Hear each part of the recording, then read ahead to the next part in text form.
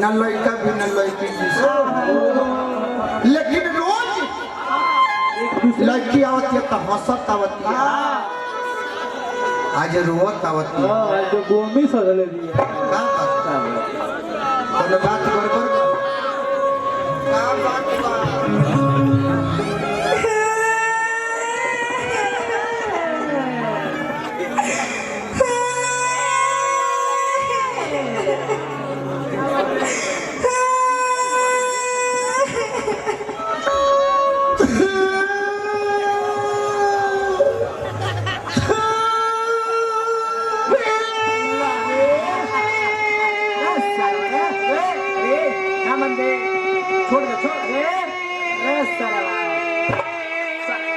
सात दो वाले लगाते हैं।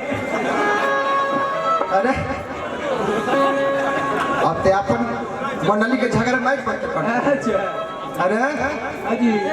ते रोवत है बे रोवत कहे रोवत हम तो रोवत तन की रोवत हाँ तो हम रोवा खातिर रोवत है नी ए सरो हम मुंह तन के हमरा कत अरे पाए हेलो जावलू तो हंसत हवे आज फेफड़त का बात बोला ए जान बोला न जान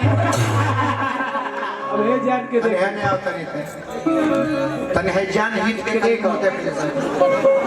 भाई बोला है देख बार मैं ना सुने आ कितना चाव से कहते के जान आ कहत कि बोला ना जे अच्छा ये गति या प्रधान जी के द्वार पे बार कितना मार मार देती जगह माफी जगह टूटल बनो जाए ए जान बोलो हम तरह से कुछ कहे खातिर आइल बानी, अरे का कहबू लेकिन कैसे कही अरे बोला तो ना कहबू हमरा से कहल नइखे जा। उकिल दे हां खाई आतना निमन सामान खा लो और कतर के उकील दे तो कतर के खाई खाना खानी है ना खानी है अल्लाह चाह पिए पहला के बाद के काम ना कहले के उकील दे वो में सामने वाला का झंझट नहीं तनी मुनिया में जलजीरा छीटी तनी नींबू गाड़ी चाट मसाला देख हमारी ना देखी बुझाई कि रोइता ए जान बोला जान हमर शादी ठीक हो गइल बा। अच्छा और ई शादी हम अपना मन से ना हां हम अपना माई बाबू के पगड़ी के लाज बचाए खातिर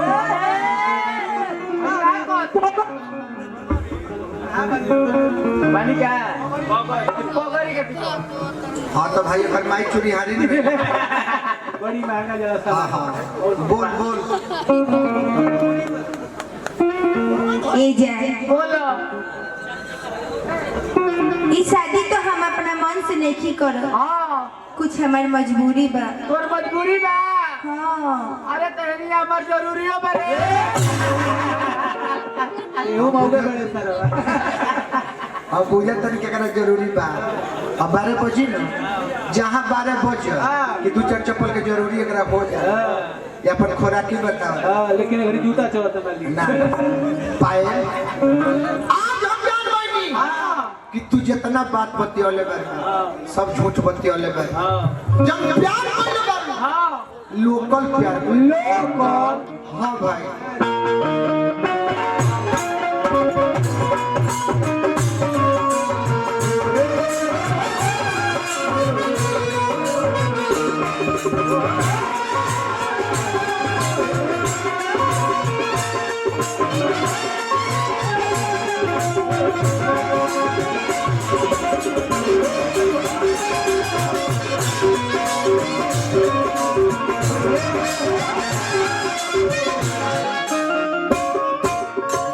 अभिषेक भैया हम मित्र बानी पैसा भेजौले रहनी हाँ हाँ अब वही कपाई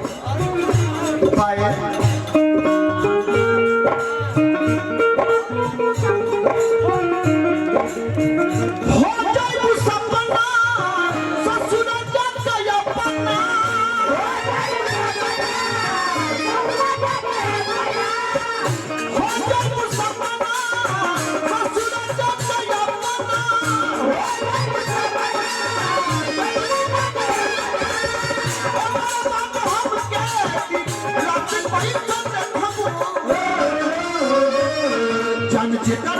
कहलू ज्ञान वो जात कोई कहलू ज्ञान वो जात कोई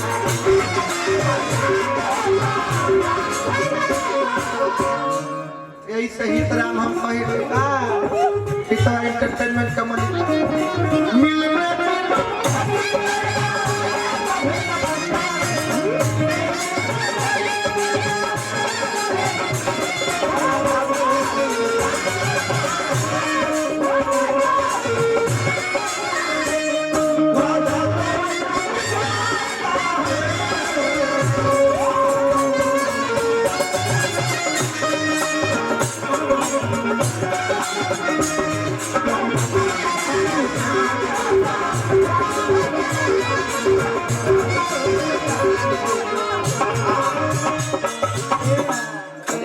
प्रिय भाई प्रमोद यादव जी हमारा अभियंता जी का शिष्य भी बानी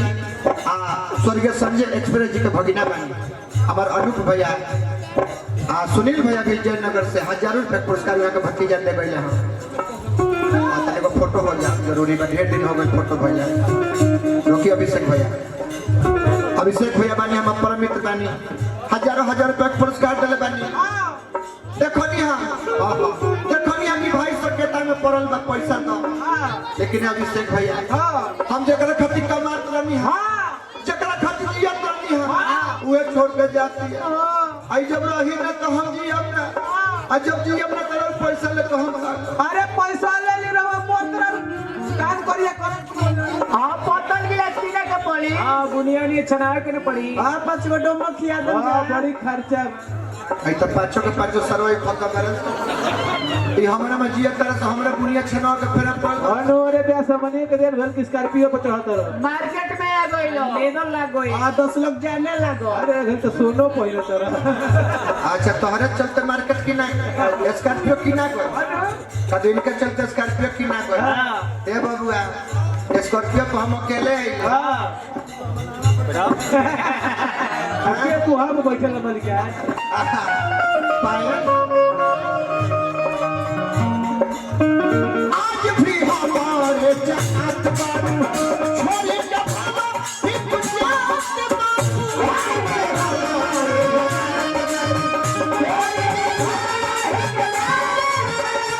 हमके मिथिलेश भैया भी आई बनी आवाज सुनत होगी तो तने मन पर आए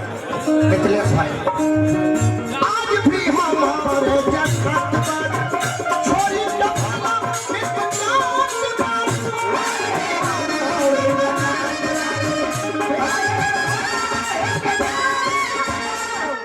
एक मलिकारे आ गए प्रधान जी हम घर तक जियब ना कि चल जाई 5-7 मिनट तो हम मर जाए हां इनको को बोलिए घाट पे ले जाके पड़ी जब देव लोग के 5 मिनट भीतर दे दो फिर हम विदाई ले खातिर जिए थोड़े ना जब दो के बिया दे दे हमर मिथिलेश भैया बात वो डिसीजन बोला दी दारू माफिया नीचों से टीचर को खींच के दे दे नीचों से खींच के दे दे कब लॉकडाउन लग जाए सोनू जी एगो तो चकिया गड़बड़ाई तो चालू सुन में काट दे फोटो हो जा आज भी हमारे जहां छोड़ी के भोला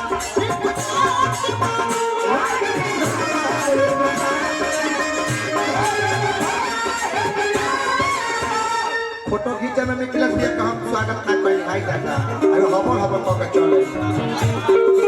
दारू माफिया है तो बिन भैया के फायदा है हमारे हालांकि हमारे मंडली में लोग बा उजियान ना हो जाए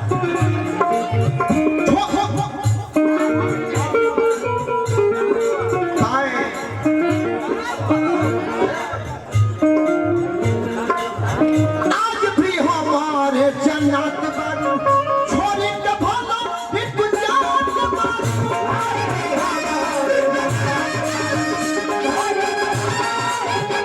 प्यार को बसाना हमारी होई कोई तनी बात चल बुझात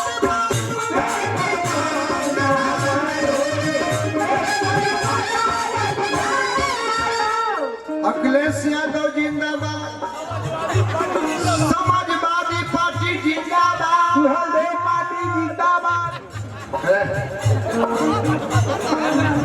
तभी वो पार्टी के पैसा देवे तो तब चिंता मत करो वही बने जा ना पैसा आवे तो तब अभी हम खाली अकेले यादव जी के चिंता मत करो हमारा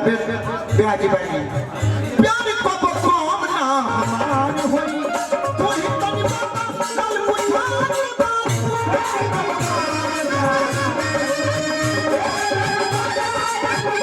अरे बुझाता तू चल जा तो होई लोग का कर ताना लोडरा कोसी पागल वही के होसी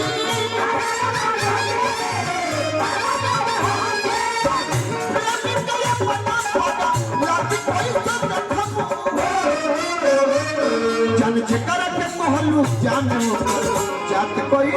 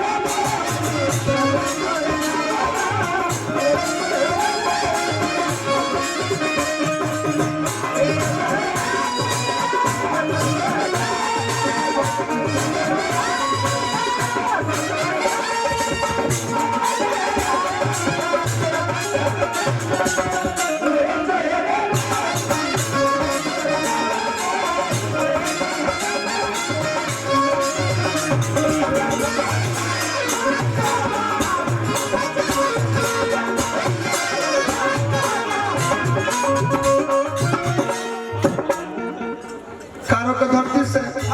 हमरा संतोष भैया के गांव से बजरंगी भाई पैसा दे जयनगर से सुनील भैया पैसा दे रहे के भतीजो पैसा दे अबे पैसा के कोनो काम नहीं अलग की देव सब है घर परिवार के लोग का जने जी खाई अरे हम पहुंचा दे मलिकार ईमानदार हो तो पहुंचा दे और भाई जानो तनी माना कर बुझी ने पिया संग कहती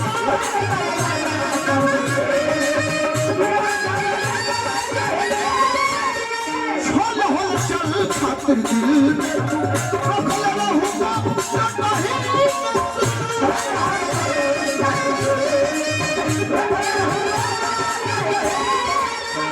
छोल हो चल खातिर दिल में रखल रहूंगा लंबही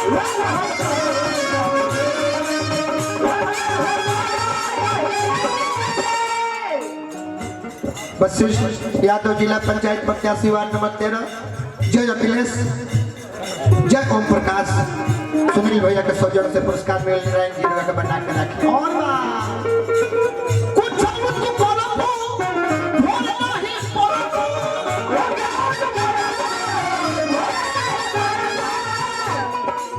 जो हम देखते समाज पैसा जन जगत के महल जानो जात कोई सदर ऐसा पैसा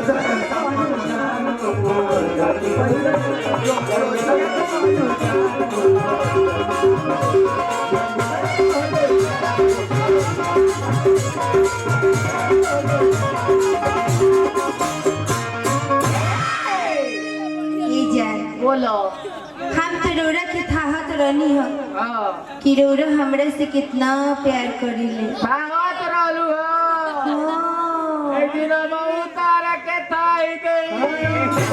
हम तोहरा के थाई दे हमरा शंभू चाचा पुरस्कार देबनी हां आ शंभू